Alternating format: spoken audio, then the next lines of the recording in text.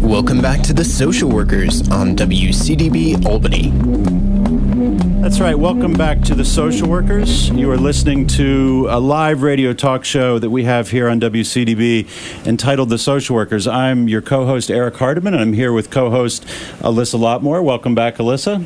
Hi, Eric. After that great first segment, I'm really excited to talk now about mental health. So we're shifting. We just had an interview with Dr. Neil Cervera, who we spent the last 30 minutes interviewing Dr. Cervera about sex addiction and addiction to pornography. And now we're going to shift into talking about mental illness, recovery from mental illness specifically. And we have a special guest today who's Sophia Vindeni. Welcome, Sophia. Hi, thank you.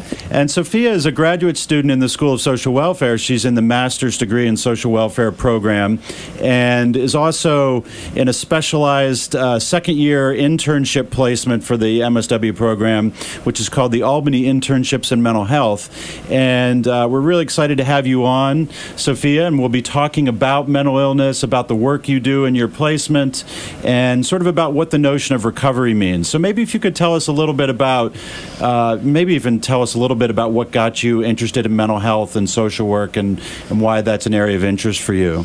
Oh, sure. Well, so I originally started, my career path in criminal justice, and then I realized that a lot of people that were being pushed into the criminal justice system had a lot more issues going on than just criminality and, recidivism and all of that fun stuff.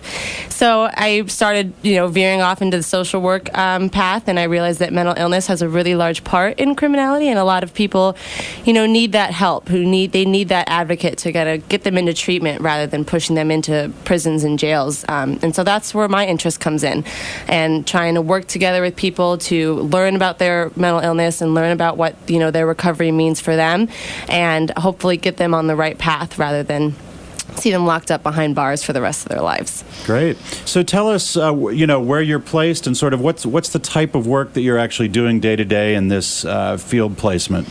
So currently I'm at St. Mary's PROS program, which is Personalized Recovery Oriented Services in Amsterdam, New York. I work with adults with mental illness, and it's an outpatient program, so they come and go as they please. We like to tailor our program more to like being in classes. We teach them about their illness. We treat them like students, and they work with their counselors to create a treatment plan, and then we work with them to make sure that they're reaching those goals, working on their objectives, and hopefully, get them reintegrated into the community, see them working, go back to school, whatever it is that their ultimate goal is. So this sounds like a different approach. I mean, I'm familiar with it, but for listeners who may be new to this type of approach that sounds educational in nature, and you said you treat the people receiving services almost as students in a sense, that, to someone listening who's new to thinking about mental health treatment, that seems very different than sort of traditional clinical treatment where you might have a psychiatrist or a doctor trying to, treat someone. How is that? That seems like a very different focus. It is, absolutely. Looking back, people a lot of times were telling clients what it is they needed to do to get better and what recovery was supposed to look like, whereas now it's moving much more towards client-centered focus and really engaging the client in their own treatment plan and working with them rather than pulling them along, rather than telling them what they have to do, they tell us what they need to do. And I've seen a huge shift in the way that the employees look at it, the way the psychiatrists work with the clients. It's a lot more team-based, making sure everyone's on the same page and everyone's involved, and making sure that the client is really at the head of that table. It sounds great, but I would imagine there are also some challenges doing that. So what are the biggest challenges you face doing this type of work? So I guess what I've heard is, a lot of people tell me not to work harder than my client is. And it's, as social workers, we want to make sure we're empowering them and working with them and making sure that they're reaching those goals. But if they're just not empowered, it's really hard to do that. So that's, it's just human nature, just getting the person to be excited about this and want to do this. That's a huge challenge. And then it's just, all of the billing, all that fun financial stuff is something that social work's been struggling with for years. And I think we're getting better. We're getting there. But it's just continuing to be an uphill battle that we won't stop fighting. Yeah. I just wanted to sort of shift a little bit to an upcoming panel discussion that is going to be on Thursday in the actually at the Uptown campus in Lecture Center 20, and it's open to the public, correct? It is absolutely open to the public. It's called Experts by Experience and Their Personal Narratives of Recovery and Mental Health. And before we go into what that's going to cover, I just really like the title Experts by Experience. I mean, so many times just when we hear about mental health, it's kind of like, okay, you have to go to an expert about your diagnosis, and that diagnosis kind of defines them, and it seems like there's somewhat of a shift. Like the person no longer is that individual person who has control of their life. Now they are a person who is defined by a diagnosis. Yeah. So I just really like the title. But can you tell us a little bit more about the Experts by Experience panel? Sure. So we have four speakers coming, all who have had some sort of experience in the mental health program and have their own stories of recovery and are now working in that program to help people who are also experiencing similar things understand what it is and kind of share their story to help others find that little rock of hope that they might need in order to start their own journey. And the title is, I can't take full credit, neither can my teammates, since it was used in the previous year. But you're right; it just sticks with you. I think it really defines what our panel is, and it does a really great job of describing what it is that people can expect to see when they come to this panel Thursday night. So these are actually 4 adults that are going to come and talk about their life experiences. Is that right? Right. Yep. And they'll share their personal recovery stories, and then it can be open to the audience for question and answers if they, want to know a little bit more, if they're curious as to how they got to where they are, and what drove them to follow this path. And I just want to use the word, and this is what's going to be discussing, recovery from mental health. So, I mean, it's not always that we hear the word recovery and mental health together. So can you explain a little bit what that means to recover from a mental health diagnosis? Sure. So, recovery, the way I see it, it's an uphill battle, and it's always going to be that way. But I guess when we're talking about it in this perspective, it's not recovering from a physical illness and then all of a sudden you're cured and that's it. It's you have to learn what recovery is, and it's more like learning to ride the wave. That's an expression that I've heard from a lot of different people in this field. Rather than stand where the waves break and be torn down by it, you learn how to ride the wave and just learn how to manage it with what's best works for you. And to me, that's what I think of when I think of recovery is, learning to better understand yourself and this new part of yourself, and how to, you find those skills or find those outlets that help you manage it and live your life however you see fit.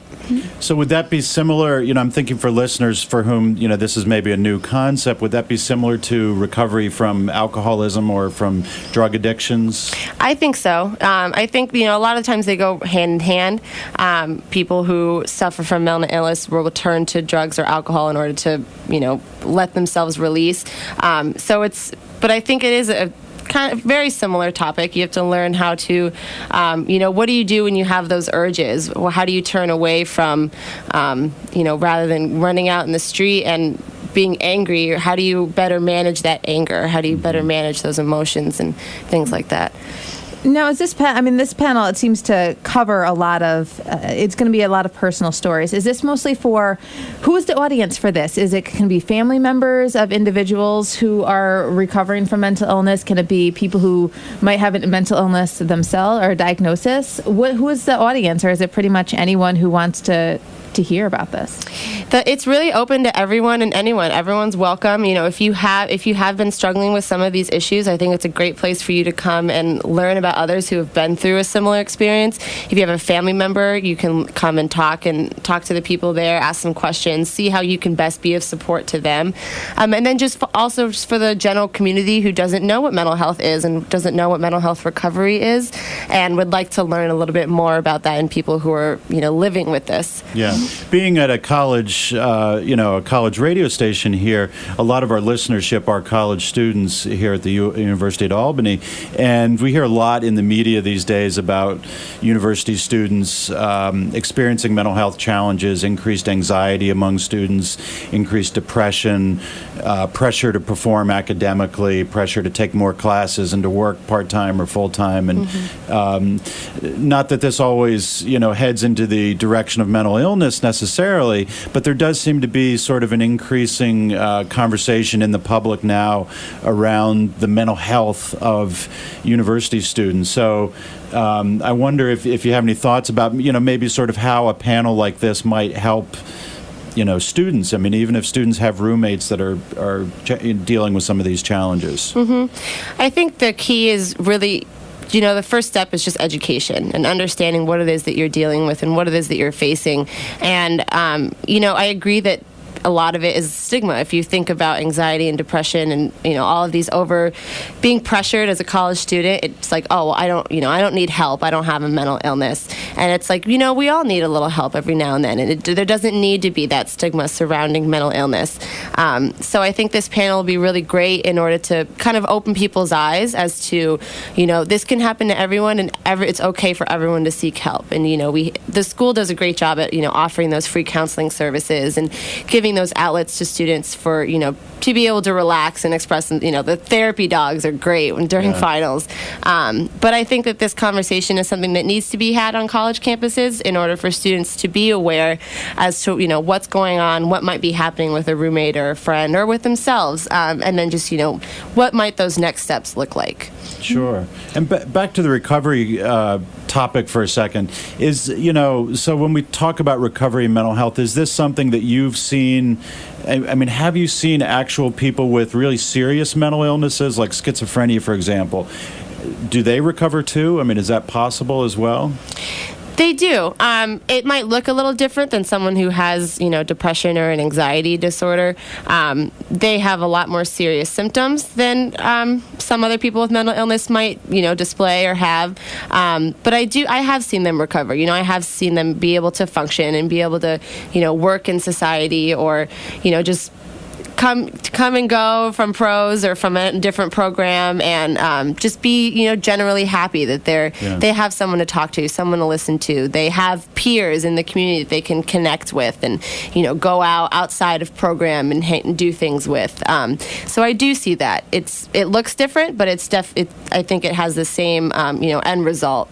Yeah, because it seems to me that, certainly in some of the first-person narrative literature that I've read, people with mental health problems will say things like, I was always told that I will never get better, or that this illness will always be with me, and, I'll never get a job, you'll never succeed. There's a lot of messages both within society but also within the treatment system that tell people they can only do so much because they have this serious illness. And there's a negative implication there.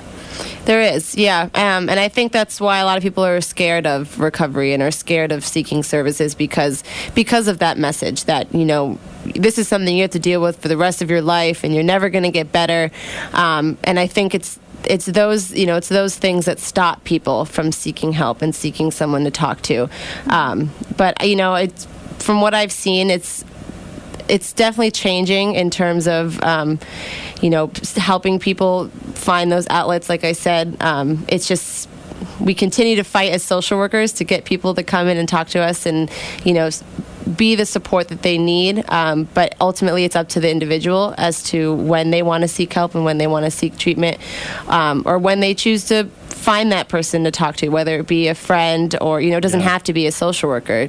They can talk to anyone about these things. They just need someone to listen. Yeah, and it sounds like the ultimate message of this kind of recovery concept, if you will, is really hope, that people can hope for something different. Yeah, absolutely. Hope's a big thing, and it's hard to instill hope in people. A lot of times it's there, but it's been pushed down by society or other people or, however it is that it got repressed in that individual. And so, something that I try to do is bring that hope back and find, what it is that gives them meaning in life and kind of hone in on that and then work with them on that in order to kind kind of turn this mental illness not into something that they have to struggle with, but something that they can live with and kind of overcome, and it doesn't have to define them. Great. And so, back to the panel for a second. The people that will be speaking, are these all stories of hope? I mean, or are some of them, more stories of challenge and difficulty? I think you're definitely going to hear some challenge and difficulty in all of the stories. But from what I know about the speakers is they have that hope, and they, the reason they're working in the field now, whether it's a peer advocate or whether they're a professional, it's to find that hope in other people and to show that, I can do this, you can do this too. It's multidimensional. It happens to everyone. It happens all over the place, and it looks different. But it's, if I can do it, you can do it. That kind of, attitude. So it sounds like also an event like this might help deal with some of the stigma that you talked about. That it's hard to talk about mental health. It's hard to think about mental illness and sort of think about people we know or ourselves. Faced with that, but this might help deal with the stigma a little bit and might get the conversation rolling more than it has been. Absolutely, yeah, I think so. And if we just have to plant that one seed in that one person, and they can go talk to their friends about it, and it can just become this waterfall of spreading the word that mental health is something that it's a big topic, and it shouldn't be pushed aside. It should be talked about. Yeah. So can you tell us some more of the details about this event? I think it's free of charge. Is that correct? Yes, it is. So open to the public. Can you tell us again where and when it's happening? And sure. So it's this Thursday, April 7th, from 6 o'clock to 8 o'clock at the Uptown campus at UAlbany in Lecture Center 20. Refreshments may or may not be served. We have yet to decide that. But it is open to the public. Everyone is welcome to come. And I think it's going to be a really exciting discussion. And I think it's going to, touch on those subjects that people really need to hear. So, great. It sounds like an exciting event. We hope people will come out and check that out. So tell us a little bit, Sophia, just before we finish up here, about your future plans. You're about to graduate with your master's degree shortly. And, where do you see yourself headed after that professionally? So I'd love to work in something similar to PROS. I do like the environment that we have. I like the recovery aspect. I like the person-centered services. And I really like working with adults. So whether that leads me to just strictly doing something like outpatient therapy or something that involves more of a educational piece and, really honing in on learning about what it is that they're dealing with. That's kind of where I see myself going. I still am interested in working with criminals and those who are either, being released from prison, need help reintegrating into society, or those who have recently been, not adjudicated, that's for juveniles, but, have recently been convicted or, have some sort of criminal charge against them. And rather than send them to jails, I can work with them to get them into treatment instead. Great. Diversion programs, yeah. Right, yes. Yeah. So you've been listening to the social workers, and we have special guest Sophia Vindeni here. And Sophia, as I said earlier, is a master's student in the School of Social Welfare here at the University at Albany. And another quick reminder, first of all, Sophia, would like to thank you for being our guest today. Thank you for having me. And, certainly wish you the best of luck in your future endeavors. But if you'd like to, if you're listening to the show and you'd like to find out more about this event, it's called Experts by Experience, Personal Narratives of Recovery and Mental Health, and it's sponsored by the School of Social Welfare's AIM program. AIM stands for the Albany Internships in Mental Health, AIMH program, and this should be a dynamic panel of individuals who will share their own individual stories on what it's like recovering from mental illness. Thursday, April 7th, that's the day after tomorrow, April 7th, from 6 p.m. to 8 p.m. in Lecture Center 20 on the Uptown campus. So, Sophia, thanks again for being our guest. And this flyer will also be posted on our Facebook and Twitter pages. So the Social Workers Radio Talk Show, if you look on our Facebook and Twitter page, aside from the YouTube link to this video or this session today, the flyer will be posted. So please feel free to share it with other individuals who might want to come out on Thursday evening to hear. Great. And so we'll be back with you again next week at the same time, 9 o'clock next Tuesday morning. Alyssa, do you know who our guest is next week? I'm going to put you on the spot. We'll be having two guests, and we're going to find out a little more detail today about who will actually be the speakers for that, but we're going to be talking about an aging program in New York State. Great, great. So if you're interested in aging, and we certainly hope you are, tune in next week, 9 o'clock, the same time. Thanks for listening to The Social Workers. You are listening to WCDB Albany.